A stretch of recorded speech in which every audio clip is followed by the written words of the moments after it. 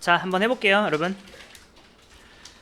자, 할인 대상인지 아닌지 나타내는 거 한번 이번에는 얘랑 얘를 사용하지 않고 한번 풀어볼게요. 얘랑 얘를. 자, 네. 한번 해보겠습니다. 자, 일단 5살이면 뭐가 나와야 돼요? 그렇죠. 만약에 나이가 19살 이하이다. 그러면 여러분 더 볼 것도 없이 얘는 그냥 뭐예요?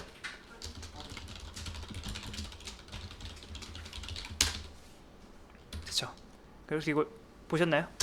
그러니까 무조건 실행을 해보세요. 완성되지 않았어도. 네. 자, 그 다음에 또 조건이 있죠. 나이가 60살 이상이면 볼 것도 없이 뭐예요? 또 할인이죠. 그리고 여러분, 그러니까 할인의 조건은 굉장히 쉬워요. 나이가 19세이기만 하면 또는 60세 이상이기만 하면. 근데 생각을 해보세요. 미할인의 조건은 몇 가지가 동시에 만족해야 되죠? 2가지가 동시에 만족해야 돼요. 자, 한번 제가 해볼게요. 만약에 나이가 19살보다 크다고 해서 성급하게 얘를 뭐라고 해요? 당신은 미할인이야 라고 하면 돼요, 안 돼요? 실제로 그러면은 55살은 뭐가 돼야 되죠, 여러분? 55살은 미할인이 맞아요. 하지만 555살은요? 그쵸. 근데 지금 2개가 나오죠. 왜 그렇죠? 지금 얘가 성급하게 19살보다 많다는 이유만으로 미할인을 때려버린 거잖아요. 미할인이라는 거를 여러분이 말을 하려면 조건 몇 가지를 충족해야 되죠? 그렇죠. 이 부분을 여러분 여기다 하나 더 넣을 수 있어요. 그러니까 하나가 아니라 계속 넣을 수가 있습니다. 이렇게. 자, 잘 보세요. 자, 그러면 여러분 얘가 실행되려면은 조건 몇 가지를 만족시켜야 실행될 수 있는 거죠? 관문이 2가지가 있는 거예요. 관문 하나, 관문 둘, 2개를 뚫고 들어와야 얘가 실행이 되는 거예요. 그러니까 여러분이 그러면 이럴 거 차라리 나는 AND를 쓰겠다. 그러면은 솔직히 어떻게 하면 돼요? 여기다 이렇게 쓰셔도 돼요. 조건이 뭐다?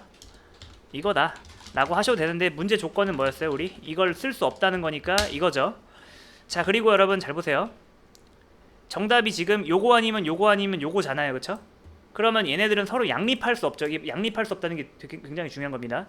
얘가 참인 이상 다른 애들에 대한 가능성은 없는 거고, 얘가 참인 이상 얘에 대한 가능성은 없는 거죠. 그런 건 뭐예요? else로 붙여주면 어때요? 해볼게요. 자, 5살 55살 미할인 나왔죠? 555살 할인. 그러니까 else를 붙이고 안 붙이고는 결과에 영향은 안 미치지만 뭐가 달라져요? 빨라요.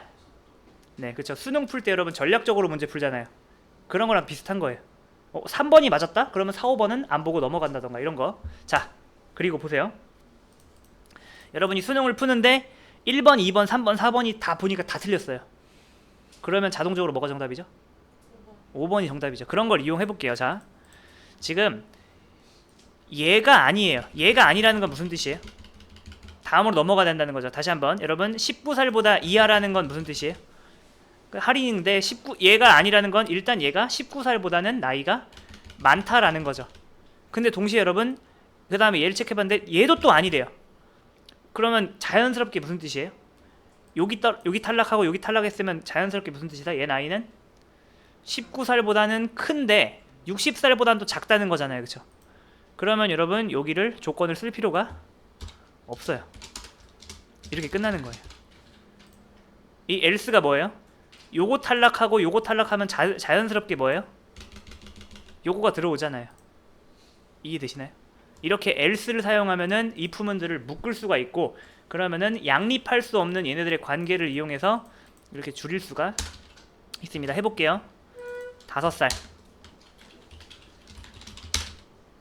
얘는 할인이죠. 19살 이하이니까. 자, 55살은 미할인, 555살은 할인.